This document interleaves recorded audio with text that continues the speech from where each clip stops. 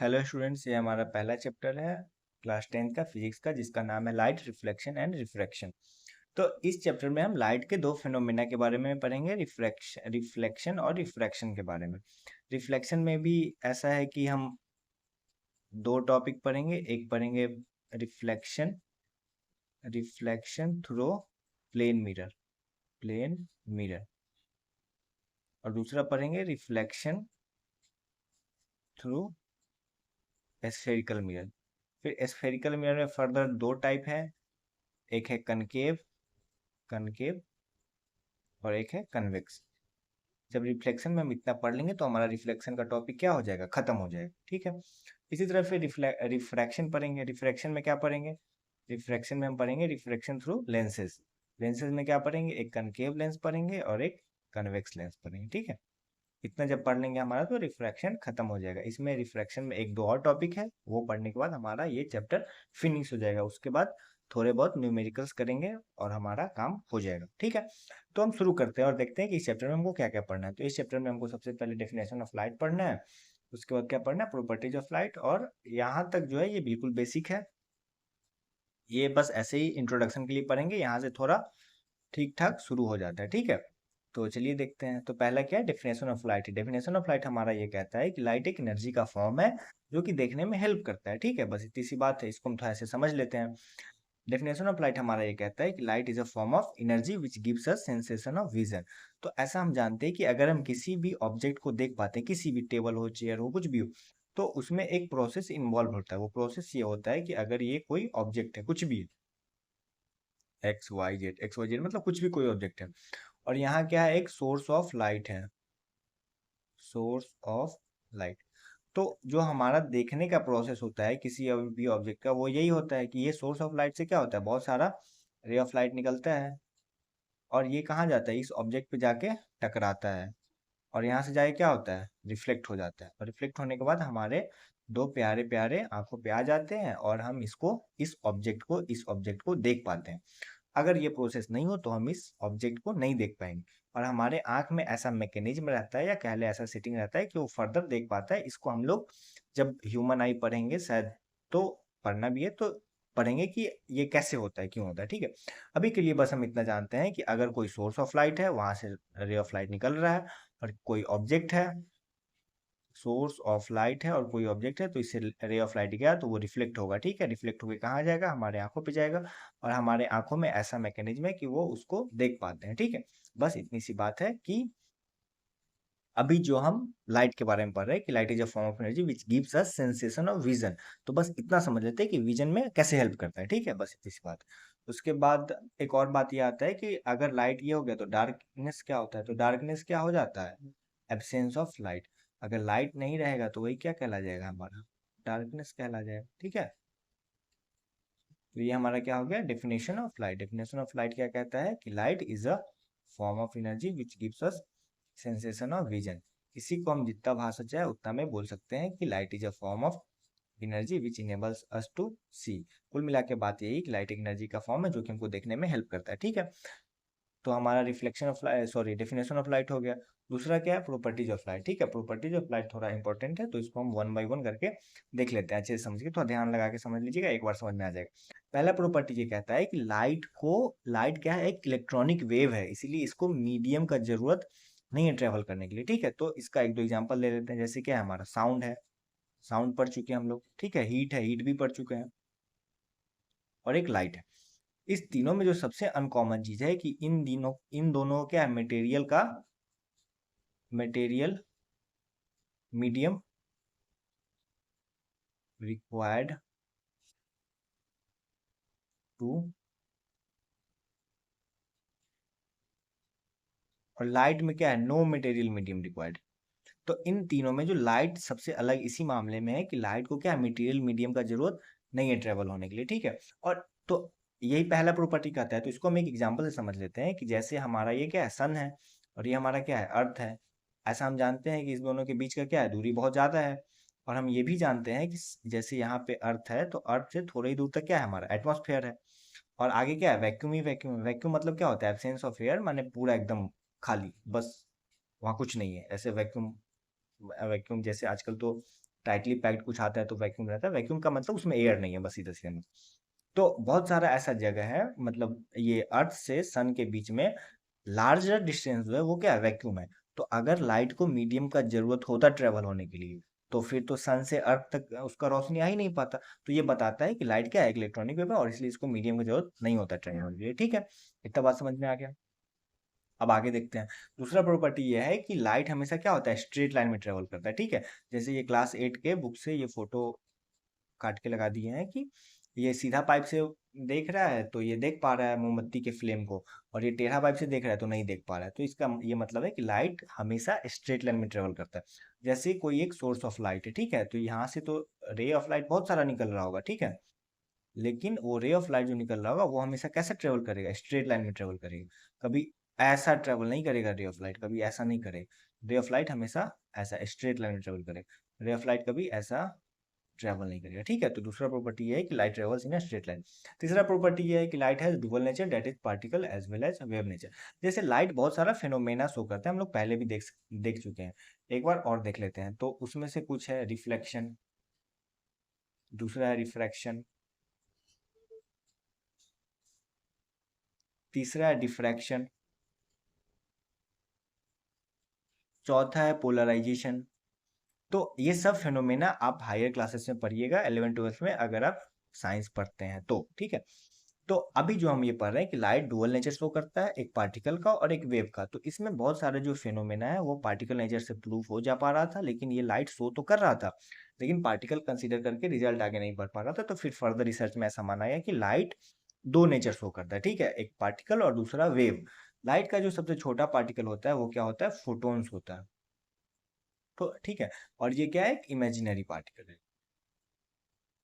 Imaginary particle.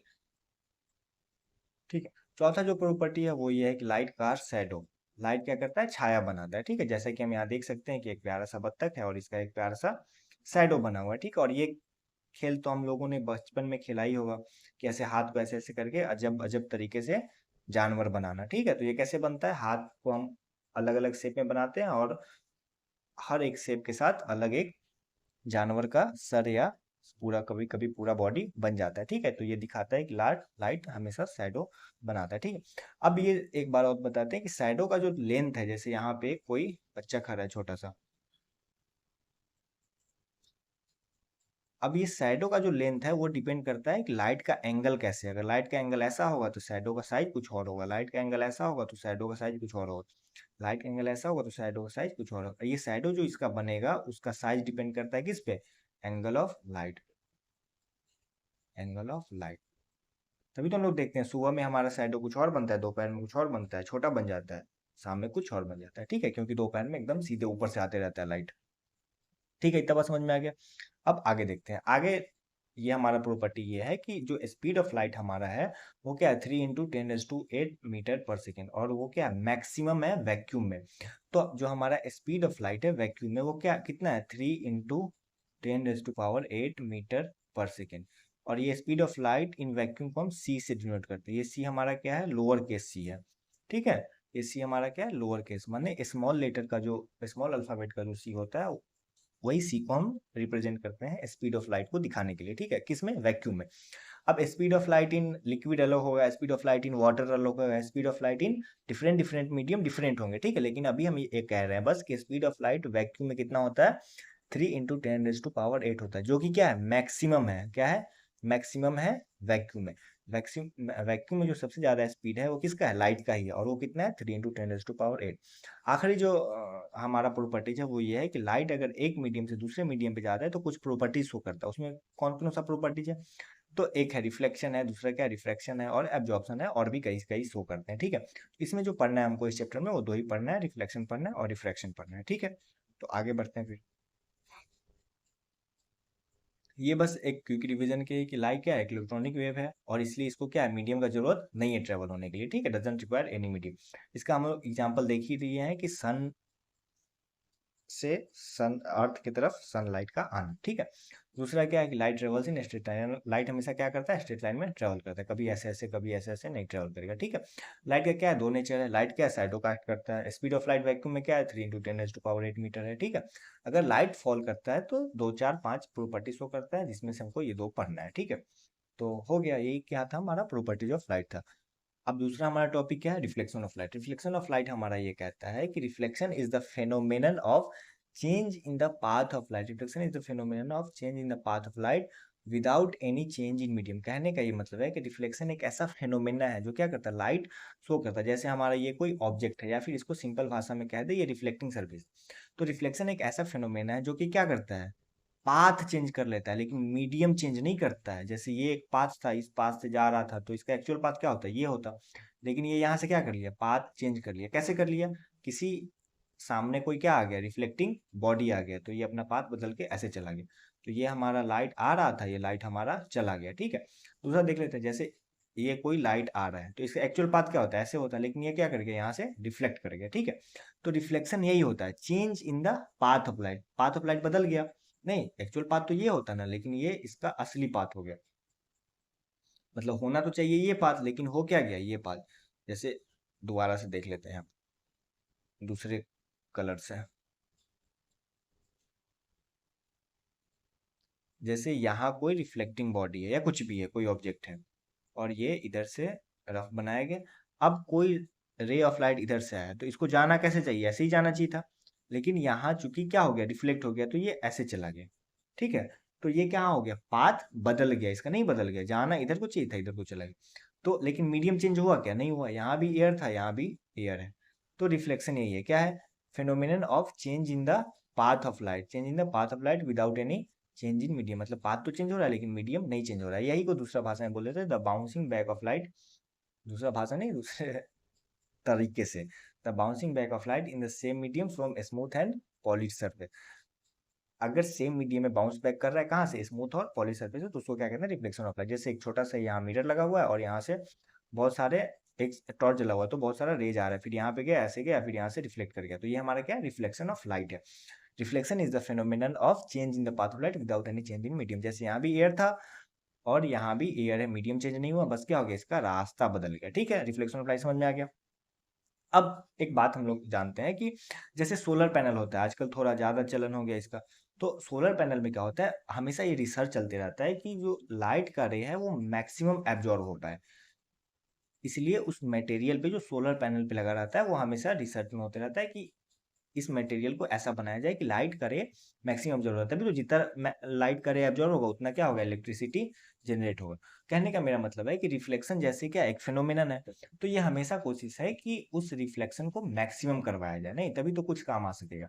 तो जो अभी तक मैक्सिमम रिफ्लेक्शन होता है वो कहाँ होता है, मिरर में होता है, ठीक है। तो मिरर क्या है, एक स्मूथ और वेल पॉलिश्ड सरफेस है, जहाँ क्या होता है, वो क्या करता है, विच reflects regularly most of the light falling on it.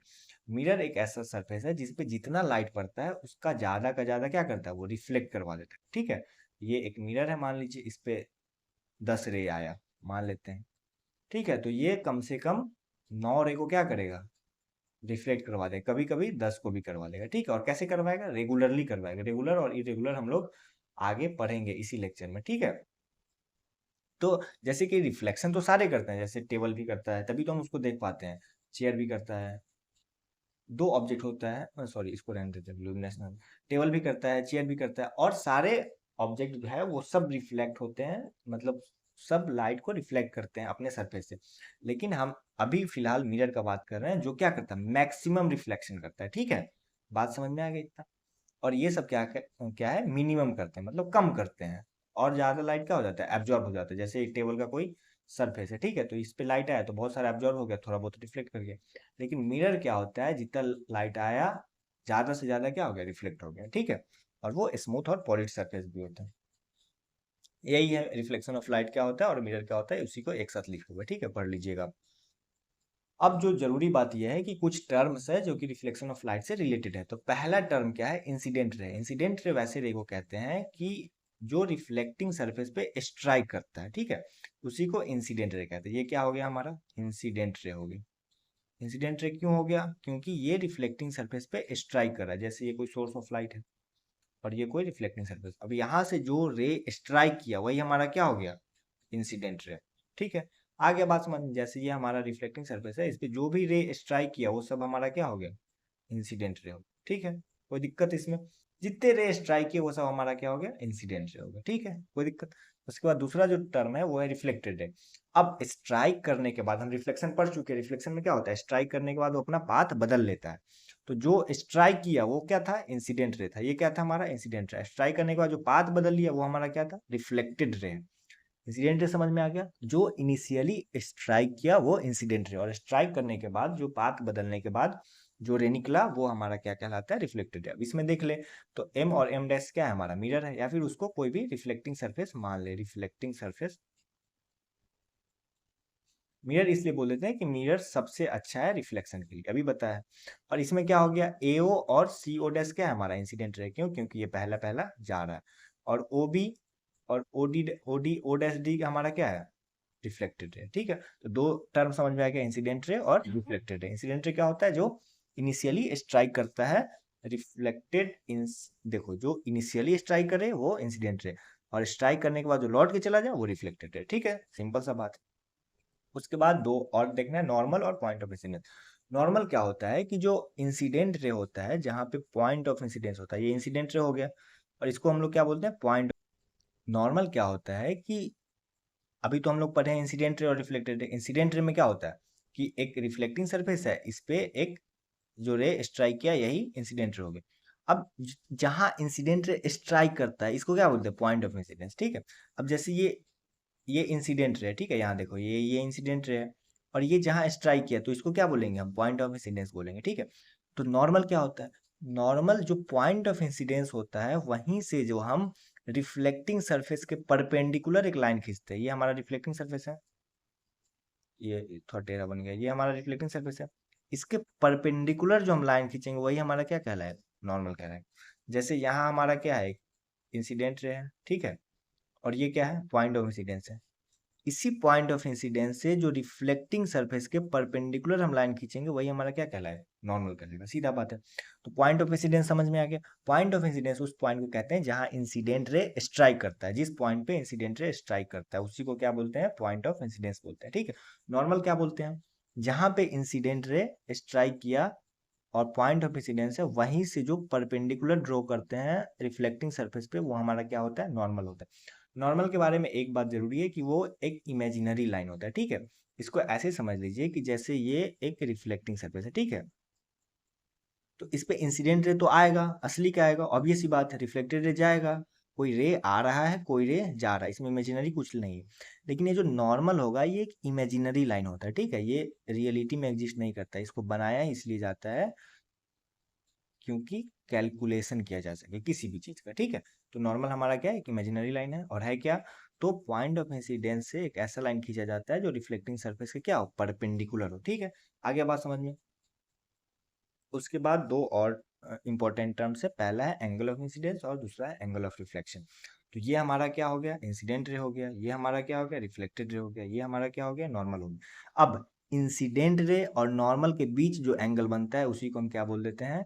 Angle of incidence बोल देते हैं। ठीक है, इंसिडेंट रे और नॉर्मल के बीच, ये इंसिडेंट रे हो गया, ये नॉर्मल हो गया, इसी के बीच जो एंगल बना उसी को हम क्या बोल दिए? Angle of incidence. और एंगल ऑफ इंसिडेंस को किससे डिनोट करते हैं? तो एंगल आई से। एंगल ऑफ इंसिडेंस को किससे रिप्रेजेंट करते हैं? एंगल आई से। अब रिफ्लेक्टेड रे और नॉर्मल के बीच जो एंगल बनेगा उसको क्या बोल देंगे हम? Angle of reflection. ठीक है, सिंपल है, इजी है, डेफिनेशन पढ़ लीजिएगा। The angle form by the incident रे and the normal is angle of incidence. Angle form by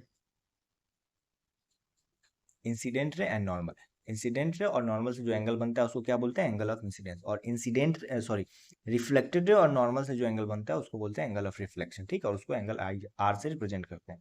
सबको एक साथ देख लेते हैं हम थोड़ा ऐसे फुर्सत में। चलिए, ये क्या है? एक रिफ्लेक्टिंग सरफेस है, ठीक है, और ये एओ क्या है? ये हमारा इंसिडेंट रे, ठीक है, और यहाँ पे स्ट्राइक कर रहा है तो ये हमारा क्या आ गया? पॉइंट ऑफ इंसिडेंस हो गया। और वहीं से एक लाइन खींचेंगे जो क्या होगा? रिफ्लेक्टिंग सरफेस के परपेंडिकुलर होगा, तो ये हमारा क्या हो गया? नॉर्मल हो गया, ओ ओ डैश। ठीक, तो ये एओ क्या हो गया? Incident ray. लिखा हुआ है, देख लीजिएगा। एओ क्या हो गया, इंसिडेंट रे। ओ बी क्या हो गया, रिफ्लेक्टेड रे। और एओ जहाँ स्ट्राइक कर रहा है ओ पॉइंट पे, तो वो क्या हो गया, पॉइंट ऑफ इंसिडेंस हो गया, ठीक है।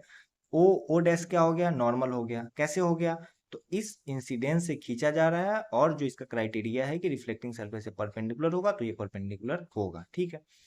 अब एंगल ऑफ इंसिडेंस क्या होता है, तो इंसिडेंट रे और नॉर्मल के बीच जो एंगल बन गया वो एंगल ऑफ इंसिडेंस हो गया।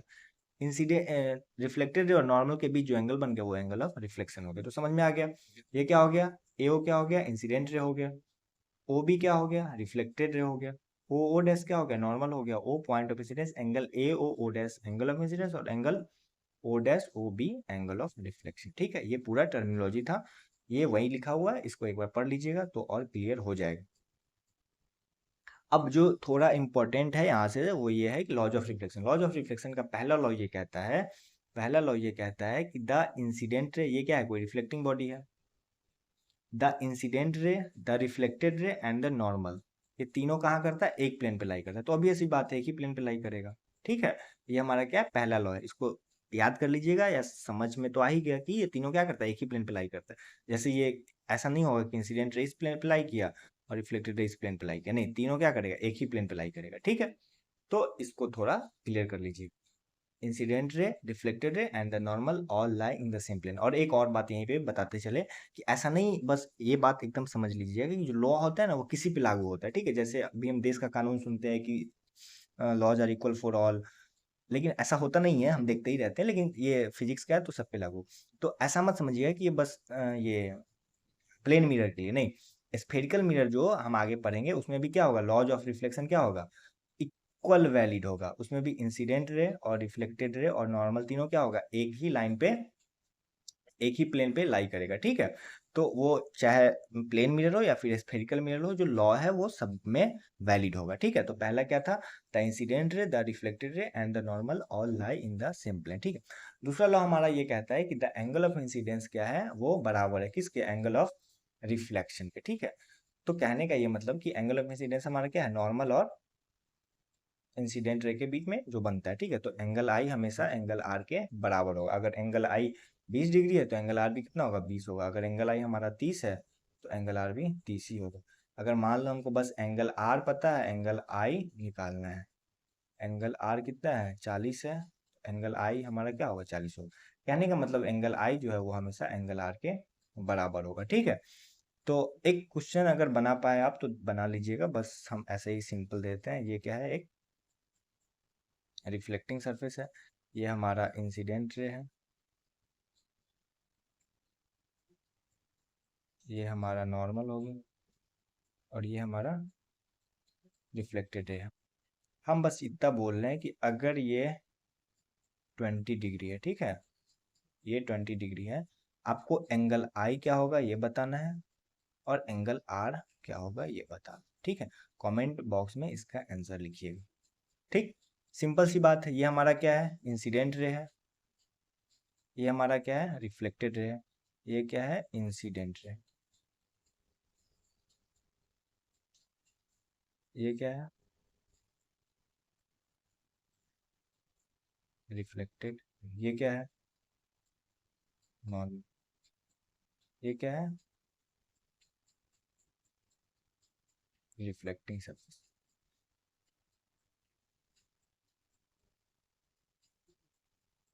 इसमें ये गिवन है 20 डिग्री है, ठीक है, ये नॉर्मल है। आपको ये एंगल आई है और ये एंगल आर, आपको एंगल आई और एंगल आर का वैल्यू कमेंट करना है, ठीक है।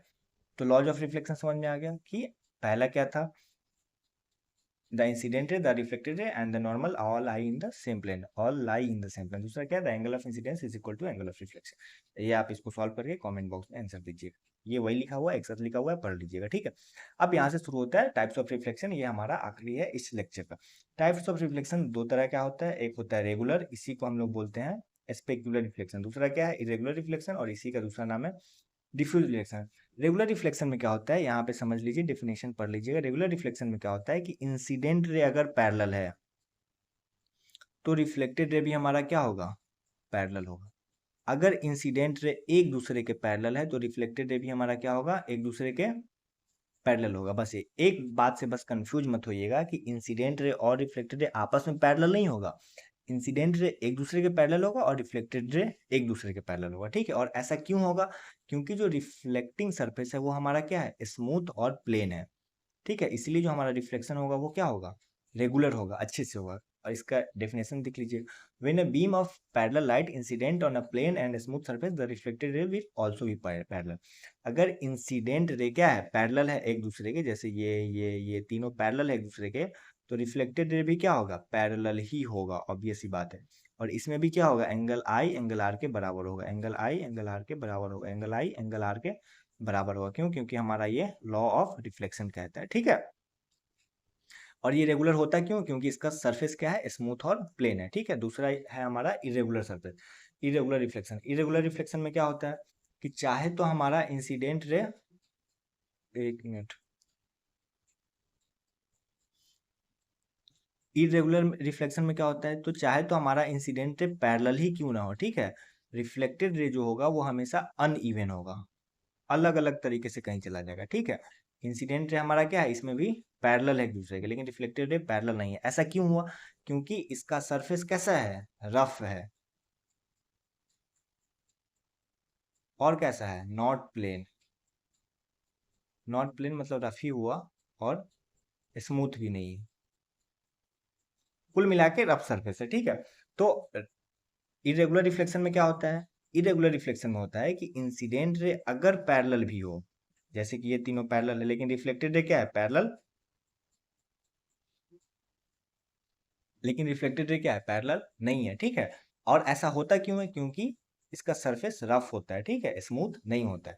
इसमें भी एक बात ध्यान रखिएगा, इसमें भी एंगल आई हमेशा एंगल आर के बराबर ही होगा, ठीक है। क्योंकि ये लॉ है, इसमें रेगुलर और इरेगुलर से कोई मतलब नहीं है, ये दोनों हमेशा क्या होगा, बराबर होगा, ठीक है। तो हमारा ये आज का ये लेक्चर पहला खत्म हो जाता है। आगे पढ़ेंगे नेक्स्ट चैप्टर में, जिसमें हम लोग पढ़ेंगे रिफ्लेक्शन थ्रू प्लेन मिरर, और फिर थोड़ा बहुत स्फेरिकल मिरर के बारे में जानेंगे। तब तक के लिए अपना बहुत सारा ख्याल रखिएगा, और एक बार इसको पढ़ लीजिएगा, नोट्स को थोड़ा।